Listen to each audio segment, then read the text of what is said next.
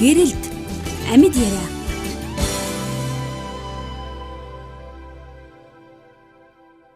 Ингээ анзаараад байхад хүмүүс амьдралдаа янз бүрийн сонголт шийдвэрүүд гаргаж идэгтэй. Тэрнийхээ үр нөлөөг он цагийн одоо хизээний цагт эрт орой заавал хүртчихэд юм шиг санаж байна. Сайн юм бол сайн. Тэр үр дагавар гэж хэлэх үү, үр жимс гэж хэлэх үү? Харин тий. Тэгэхээр янз янз байгаа байхгүй тий. Тийм. Тэгтээ бас зарим тохиолдолд ингээд хүн айгүйх муу юм хийгээд байгаа мөртлөө бас тэрнийхээ хор уршиг юусан амсахгүй яваад байгаа юм шиг тийм амьдралтай хүмүүсээс анзаарэгддэг тий. Тэрийг харахад зэрэг амьдралд бүр ингээд сайн байх гэж хичээх урам өгч юм шиг.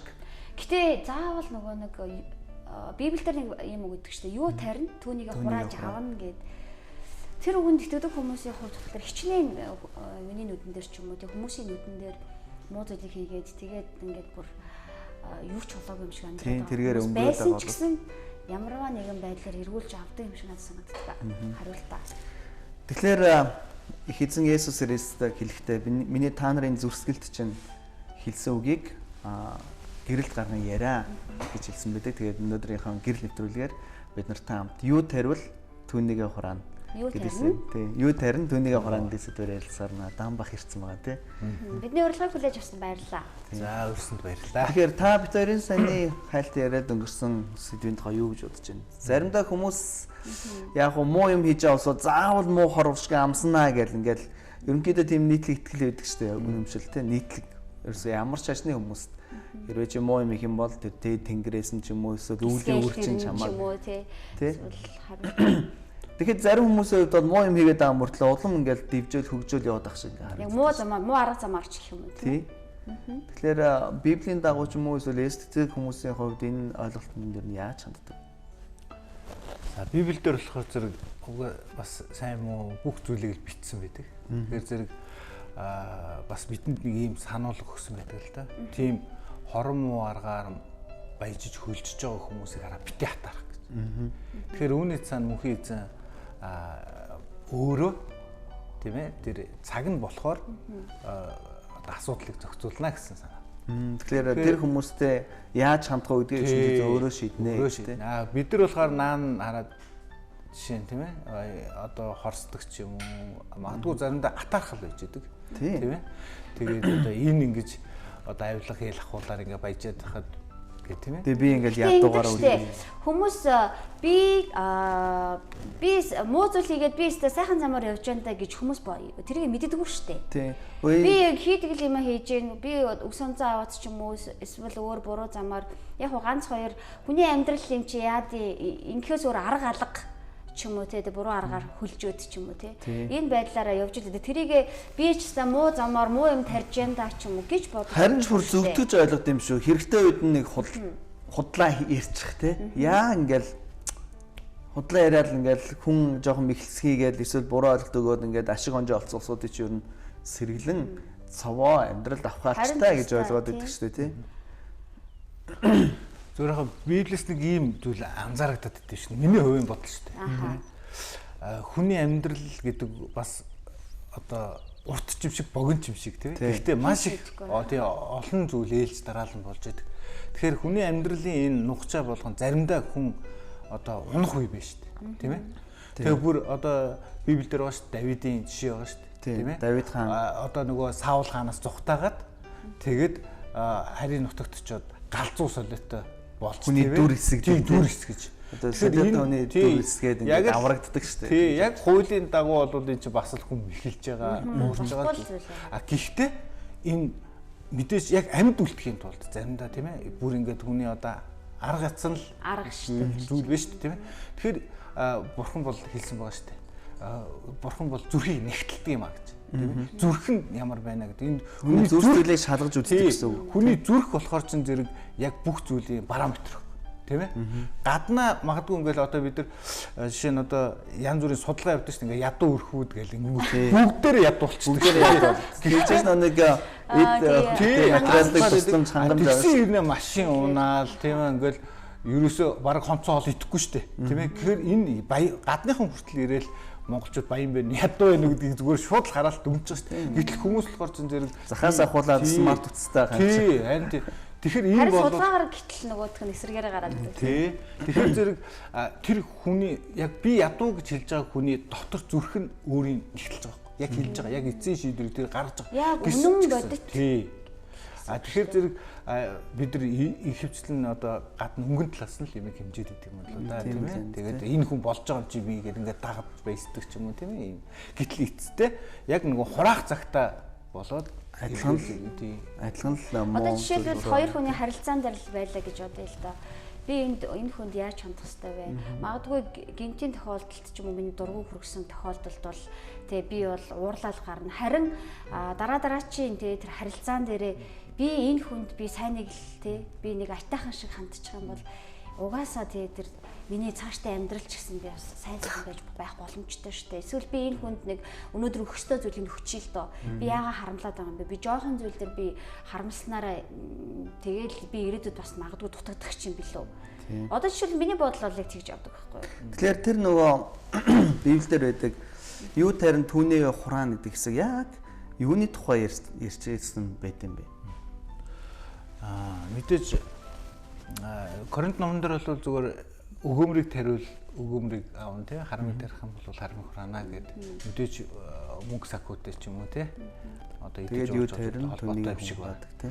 Тий. Гэхдээ өөр хэсгүүдэд бол мэдээж яг бурхны зарчим болвол одоо хүн юу тарин түүнийг хураад бүх амьдралын бүх одоо хэсэг дээр л байна. Жишээ нь Есүс хэлсэн байдаг шүү дээ.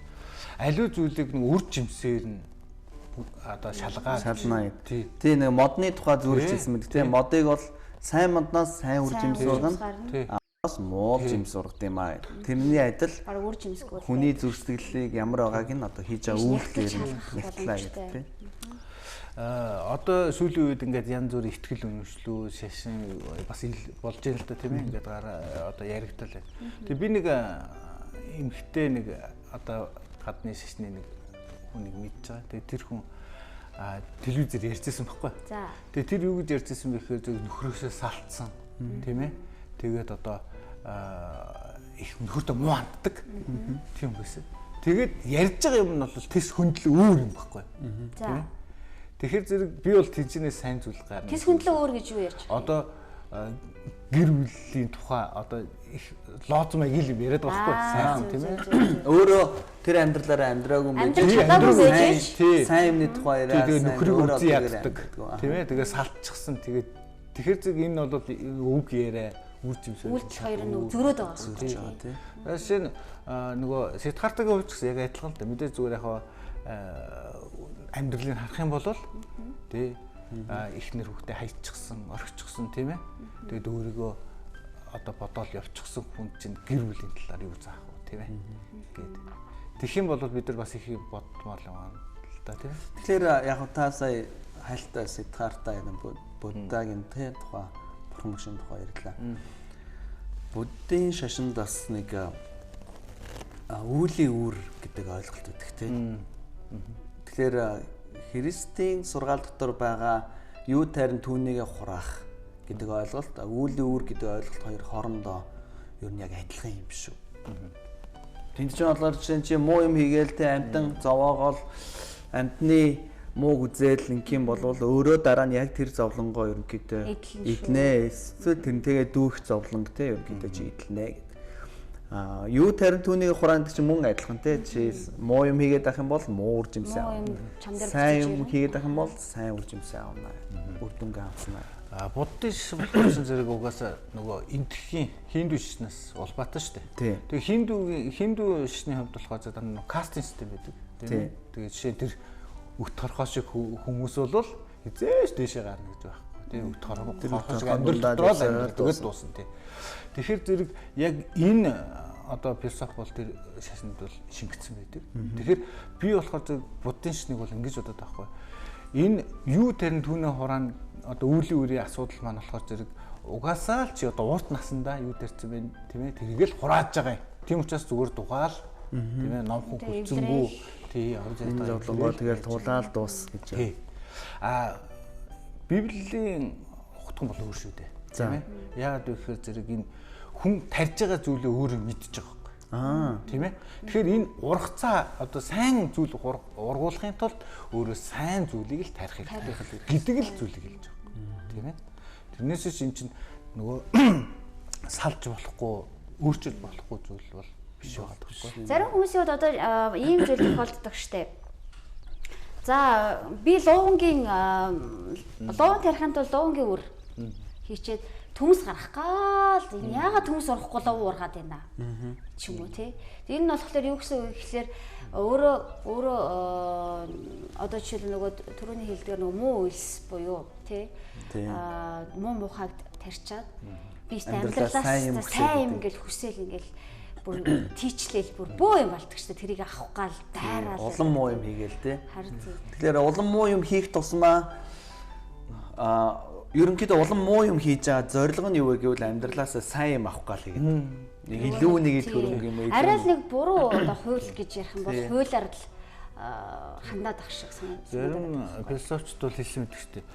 Одоо сайн зүйл хийхин тулд тийм ээ одоо муу аргаар хийж болох уу? Харин тий гэж тийм ээ. Тэгэхээр зэрэг энэ бол болохгүй л асуудал. Болохгүй л асуудал тийм ээ.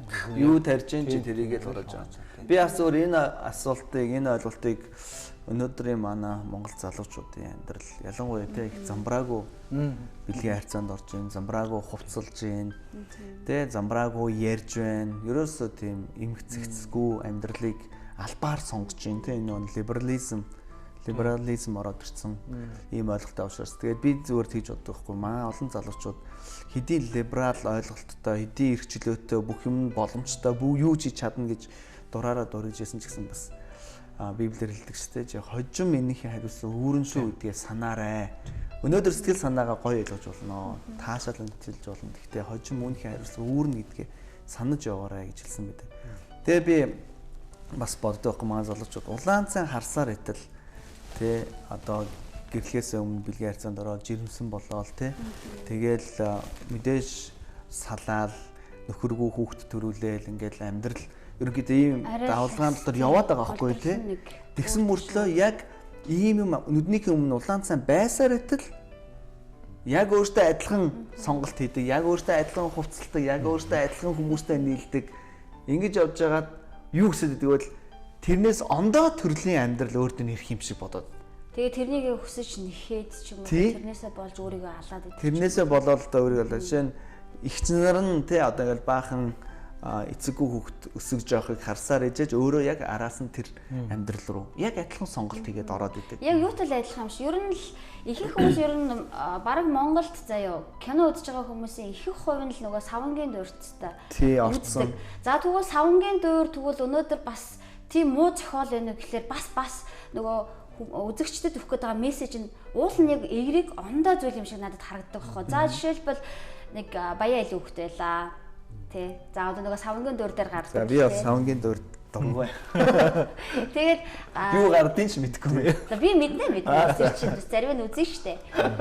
Тэгээд тэрэн дээр болохоор за ингээл баяа айлын хөхтэй байлаа. Тэр залуу болохоор яах вэ гэхээр ядуу айлын залууд юм хатаархсандаа одоо жишээлбэл найз охиныг нь булааж авах ч юм уу тэгэл мөнгөөр зодох ч юм уу за тэгэл нөгөө хорон муу сэтлэр бүх одоо алдар нэрд хүрэх. Гэтэл эцсийн эцэс тэр нөгөө киноны төгсгөлд юу болж үлддэг вэ гэхээр яг нөгөө явсан хүн юу гэдэг лээ өхөр тэргээр туулааг үзээ дуустдаг аа. Тий яг нөгөө монголчууд яагаад энэ үгийг хэлдэм бэ? Яг би тэрийг л яг харж чаддаг байхгүй зарим кинонаас л та. Тэгээд гаргаад ах чи бараг 100 эдэн анги те 50 эдэн ангийг залуучууд үзчихээд эцэс үлд нь амьдрал дээр дандаа тэгэл нөгөө нэг чиний саяны хэлдгээр харсаар ээжэж үтсээр ээжэж амьдрал дээр те боддоор хажууд нь явж байгаа энэ амьдралыг харсаар ээжэж сонголт нь ондоо болчиход идэг шүү те. Зөв миний хувьд болохоор би бол ингэж боддог. Хүн яг өөрийнхөө нөгөө амьдрал дээрээ амсаж үзэхгүй бол ер нь ойлгохтой муу юм болоо тал гэж боддог. Гэтэ би наад үзлээ чи эсрэг байна. Мэдээж зэрэг амьдрал дээрээ үзсэн хүн. Үзээгүй хүнээс илүү. Заавал хүн алдчихэж юу ах штэ ойлгох штэ. Тийм. Уул нь зарч тий. Заавал одоо бидний эцэг ч гэсэн уул нь тэгжил сургаад байгаа штэ. Гэхдээ тэгэл нэг чихээр оруулаад нөгөө чихээр л гаргаал нөгөө чихээрээ гаргаал явцсан байдаг штэ. Өөрсдийнхөө л шийдээ гэж зовсон ч би зовж үзэн бэрэн тий. Жарсан ч би жаргаж үзэн бэрэн гэдэг ингээд явцдаг л та. Яг мэдээж амьдрал дээр болохоор гараа хугалж үтсэн хүний зовлон гараа хугалж үтсэн хүн л ойлгоно ч юм уу те ингэж ярьдаг штэ. Энэ мэдээж амьдрал дээр 100% бодит байдаг. Гэхдээ заавал залуучууд маань алдчихэж энийг заавал те амсаж үзчихээж ойлгох хэрэгтэй юм уу? Харин түрүү хэлсэн шүү дээ эцэг эхчүүд болохоор мэдээж урдчилж те сануулж засаж залруулснаар энэ амьдралаар явуулахгүй юмсан. Яагаад өмнө нь тэгвэл залуучууд ойлгож байгаа? Харин хамгийн гол нь залуучууд маань юу гэж ойлгохгүй бол би те юу тарин хүнийгээ л хураан штэ гэдгийг ойлгохгүй байна. Тэ? Тэрийг нөгөө хамгийн том хаалтчлах би тэгж боддоо штэ. Цаг үе. Таны цаг өөр штэ. Миний цаг өөр штэ. Тэ? Тэгсэн мөртлөө аав ээжийн үед гарч ирсэн сонголтууд аав ээжид ямар дүн өгсөн яг тэр шиг адилхан миний өнөөдөр гарч ирсэн сонголтууд надад яг л тийм үр дүн өгнө. Амьдрал бол ерөнхийдөө амьдрал шүү дээ. Олон мянган жил үргэлжилж байгаа хүмүүний амьдрал тодорхой нэг хууль хизээш өөрчлөгдөхгүй явж байгаа. Номлогчийн өгс номон дээр ийм үг өгдөг шүү дээ. Шин юм гэж өгдөг. Шин юм бол дандаа л хуучин. Тий. Хизээ урд өмнө хизээ нэгэн цаг нэгний хийж үтсэн амсч үтсэн юм байт юм аа. Тэгэхээр аав ээжийн сургаал алтгаар монголчууд хэлдэг учраас яг тэр ихгүй тий. Ингээд яг л ортоол юм хэлж байгаа байхгүй. Магадгүй цаг үе нь өөрчлөгдсөн байж болно. Гэтэ тийм ээ. Тэгэхээр зэрэг цаг үеийнхээ өнгөнд залуучууд алдах хэрэггүй л гэсэн. Таны амьдрал дээр юу тарин түүнийгээ хурааж аавна гэж бид нар ярьж байгаа шүү дээ. Таны амьдрал дээр яг юу тохиолдож байв? Тийм жишээ байна уу? Байлгүй яах вэ? Би ч одоо 40 гараад явж байна. Тэгээ Библиэлд болохоор 40 хүрсэн хүн болвол яг 90 цент хүрлээ гэж үздэг тийм. Монголчууд хэлдэг 40 хүрсэн 4 дарсан хат гэж тийм. Тэгэхээр зөв би 40 насны босгондоос ингээ харахад бол үнэхээр бас л арай болчингүй л ээжтэй л гэж бодоод байгаа хгүй. Тэгэхээр зөв урд нь бол би бас сөхөдлийн үйлдвэрт байсан, ажиллаж байсан. Тэгээд социализмын үед л тийм. Тэгээд тэр үед бол одоо том жижиггүй л тийм ээ улсын өмч хөргөдөө шомтдгал байсан байхгүй. Тэгээ тэр үед чинь мэдээж хүн амьдралаа гоё болох гэж л гэж яваад байгаа шүү дээ. Тийм ээ тэгээ бусдыг хийдэг жишгээр л яваад байгаа.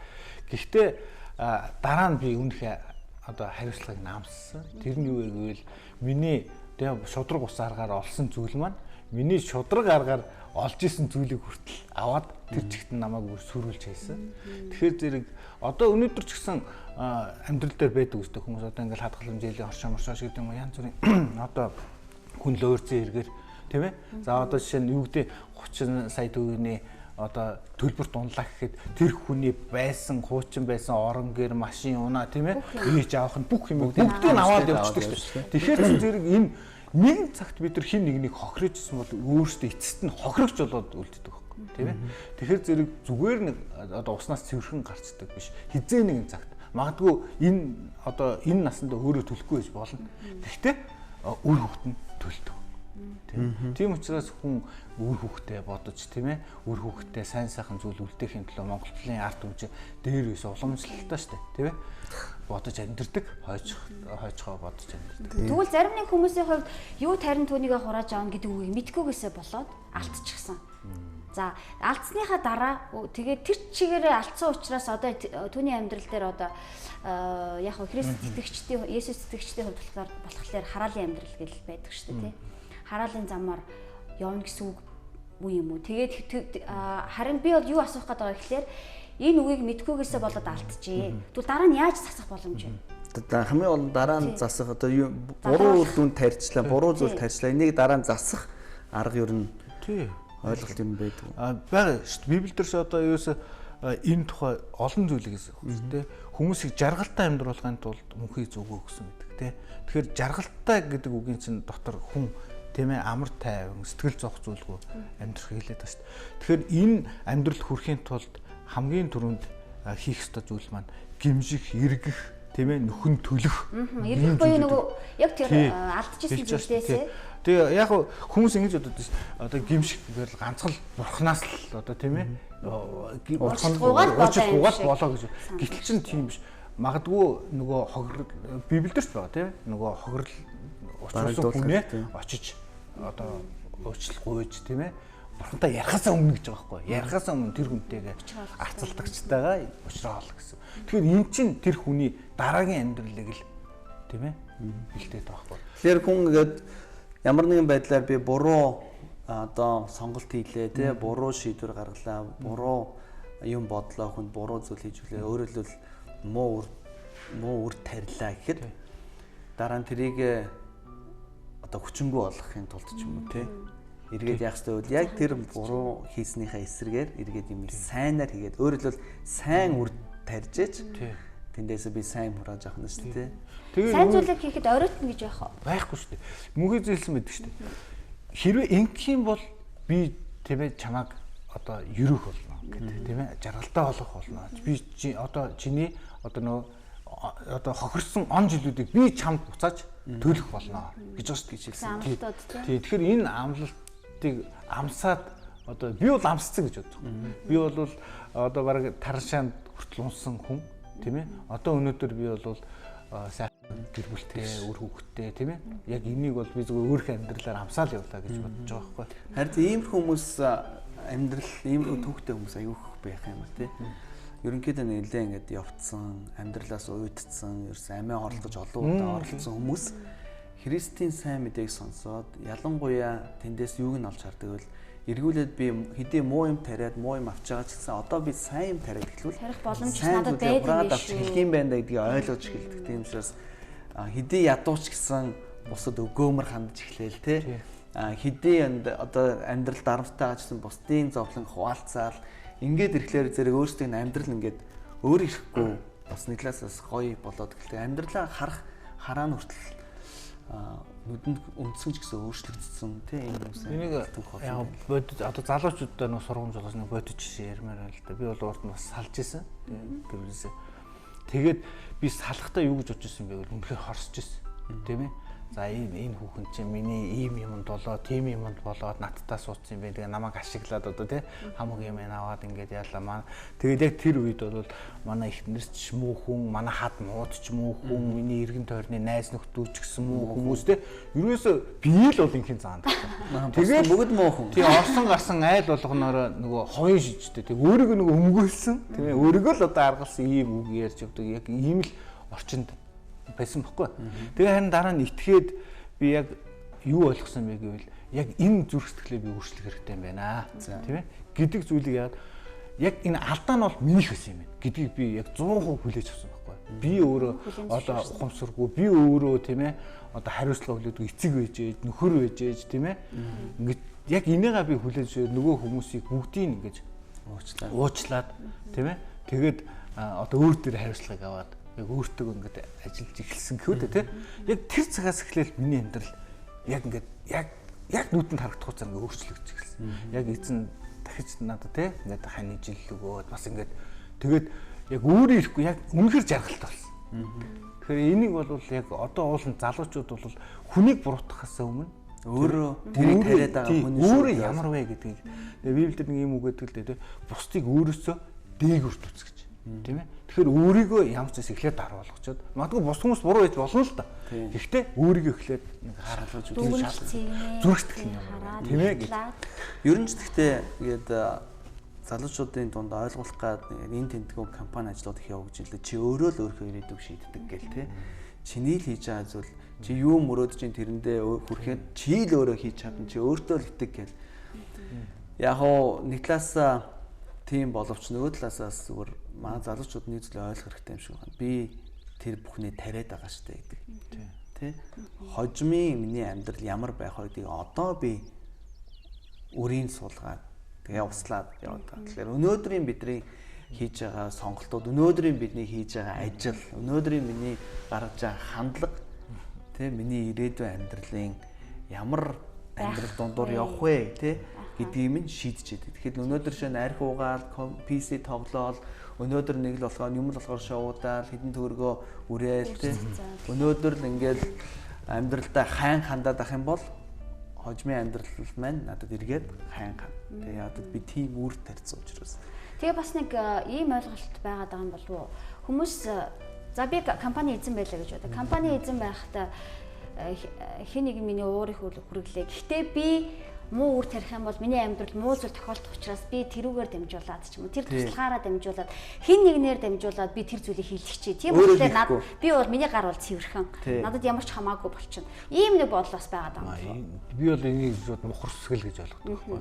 Тэгтэл чи Библиэлдээс ингээ харах юм бол Библиэд одоо шинэ Израиль үндэстэн одоо Канаан нутгийг эзлэхийн тулд 10 үндэстэн газар өрснөөс арч ачиж байгаа шүү дээ. Бурхан ч гэсэн ач гэж хэлж байгаа байхгүй юу? Тийм ээ? Тийм. Тэгсэн ирнэ хуулинд болохоор хүн буаал гэсэн байгаад байдаг. Тэгээд би бүр гайхаад идэгсэн байхгүй юу? Яагаад ингэж тэр одоо энэрнгүү нэгүүлсэнгүй бурхан яагаад хүүхдээ 10 үндэстэн газрын өрснөөс нь арчуулж хайчаад тэгээ өгсөн хууль нь өмнө нь өгч байгаа шүү дээ. Тэгээ хүн буаал. Тэгтэл чинь учиртай болол гэсэн байна. Учиртай болол гэсэн. Ямар учир байсан бэ гэхээр тэр үндэстэнгүүд үнэхээр нөгөө хүн гэж хэлэхэд аюу хэцүү болсон. Үр хөвгтэй хүртэл цемент дотор зураал нөгөө сүмийнхээ нөгөө одоо суурийг цутгачдаг. Ийм болтлоо. Хүүхдүүдээр амьдээр шатаадаг тийм ээ. Тэгэд ийм хүний ёсноос гажууд ийм зүйлээс учраас магадгүй нэг бодлоор тийм үндэстэн байсан юм байна те. Нэг бодлоор нөгөө үндэстэнд шийтгэл болгож байгаа боловч нөгөө бодлоор нөгөө үндэстэнд яг бас тэнд очих газар нутгийг бэлдэж өгч байгаа байхгүй. Тэгэхээр заримдаа юмд Библиэлд ингэж хэлсэн байдаг л да. Эзэн тийм ээ чи эзэнтэй ойр байх юм бол эзэн чамайг дайсантай ч хүртэл нөхөрлөл бий болдог гэж тийм ээ. Тэгэхээр яг энэ үг чинь л угаасаа бидний нөгөө зүрх сэтгэлтэй л холбоотой байхгүй тийм. Хэрвээ бид нар зүрхэн дотроо л одоо мууг бодвол гаднаа бол сайн хүн тийм ээ. Гэхдээ дотроо бол мэдчихэж байгаа шүү дээ бид нар тийм ээ. Энэ компани захирлчсан тэр хүний гараа могоо барьж дотроо мэдчихэж байгаа тийм ээ. Тэгсэн хэрнээ өөрөө яг одоо шудраг ёсыг бодож тэр ажилтнаа захирах эрх нь өөртөө байгаа шүү дээ тийм ээ. Тэгэхээр энэ бол нэг их айгаал тийм ээ. Одоо юу тарьж юм чи ингээл мухас өсгчээд байх юм зүйл биш байхгүй тийм ээ. Заримдаа би хүмүүст харамлдаг тийм ээ. Тэгээ өгөхгүй гэдэг. Тэгэхээр энэ бол миний итгэл юм шүү дээ. Яагаад гэвэл би өөртөө байхгүй хийж тийм ээ. Бусдад өгөх нь энэ одоо бас учир дутагдaltaа гэж бодоод байгаа хгүй. А хэрэв үг гэж үнэхээр яг ингээд өгөх нөхцөл байдал өгөх тийм ээ одоо нөгөө зүрх сэтгэлийн тэр дуудлага ч юм уу яг үнэхээр хайраар хөдөлгөгдөд өгөх нь өгдөг юу ч харамлахгүй өгдөг. Харин тийм биш бол хүнд нэг сайн хүн болоод үг нөгөө ийм зүйлийг бол би зөвшөөрдөггүй байхгүй. Тийм ээ бурхан ингэж хэлээгүй байхгүй бол байхгүй тийм ээ. Тэгвэл өөрөө байрлахын тулд хүнээс үр тавиад ингэж өгдөг бол буруу тийм. Библиэлд өртөл байгаа шүү дээ. Хин нэгэн хүний бусдын өмнөөс битээ батлан гаргаа гэж хэлсэн байдаг шүү дээ. Тэгэхээр яг энэ нөгөө библийн зарчмууд л уулан байгаад тийм яг юм зааврууд л байгаад байгаа байхгүй. Тэгээ энийг л уулна илүү ойр дотн танилцаад дагаад байвал тэнийг гэж боддог шүү дээ. Тийм. Тэгэхээр Библи бид нар үнэхээр олон гайхалтай сургаалуудыг тий заасан байдаг. Ялангуяа бид нар тэр бүхнийг өдөр тутмынхаа амьдралд хэрэгжүүлээд өдөр тутмынхаа амьдралд бариад дагаад явах юм бол үр дүнгийн амстай. Тэргээрээ бас энэ чи өөрөө би зөв үр тариад тэрнийхээ үр дүнг авч байгаатай адилхан тий. Библи өөрөө агуур ном. Библиэд нэг юм зүйл байдаг шүү дээ. Би яагаад Библийг одоо шүтсэн бэ гэвэл Библи маань өөрөө сайн муу зүйл хоёлаа байдаг байхгүй. Жишээ нь Давид гээл одоо хаан олон жишг хаан байна тийм ээ. Гэтэл Давид өөрөө амьдралдаа яаж алдаж исэн гэр бүлийн хувьд ямар асуудалтай байсан үр хүүхэдтэй яаж анхаарал тавьдгүй байсныг яг детальчж гаргацсан. Түүнийхээ дараа Давид яаж түүнийг амсныг хүртэл тэрний хор усыг яаж амсныг тэгэхээр энэ чинь өөрөө амьд байхгүй. Тэрнээс одоо дээр үе намын түүх гэдэг үсэн шүү дээ. Өө дандаа ингээл тий явсаар гал оройд цаашаа шагналал бүх гэл цаг хугацаа өнгөргөт хүү ийм муухай бозоор байсан биш тэгэл ингээд арт нь ингэж явж байгаа. Тэр чинь яг энэ зүйл хүртэл яг Библи дээрээс л одоо тэр тарьж байгаа хурааж байгаа үнцэн бодит жишээнүүд маш их байдаг тийм ээ. За тэгэхээр маш их баярлалаа. Сонирхолтой ярилцлаа үлээ тий. Тэгээд үнэхээр бидний амьдралдаа гарч байгаа сонголтууд яг л бидний тарьж байгаа үр шиг эргээд бид нар түүнийхээ тий ургацыг хурааж авдаг. Хамгийн сонирхолтой нь Библиэлд тий энэ бүх муу юм тариад муу юм хурааж авч байгаа жишээ, мөн сайн юм тариад сайн юм хурааж авч байгаа жишээнүүд Библиэлд дүүрэн байдгаараа Библи гайхалтай амьд ном юм л да тий. Тэгээ эрхэм үндэд үзэгчид та бүхэнд анхаарал тавьсан маш их баярлалаа. Гэрэл нэвтрүүлгийн энэ удаагийн дугаараар бид нар юу тарин түүнийг хураан гэдэг хэрэгсдэгчдийн дунд байдаг гүн ойлголтын тухай ярилцлаа. Тэгээд хэрвээ танд ямар нэгэн асуух зүйл энэ талаар илүү гүнзгийрүүлж сонирхох зүйл байгаа бол та манай эргэн хандах утас руу холбогдоорой. Тэгээд бид нар таны үзэл бодол, таны санал сэтгэлийг сонсохдоо хүргэлж бэлэн байх болно. Тэгээд танд маш их баярлалаа. Баяртай. Баярлалаа. Баярлалаа.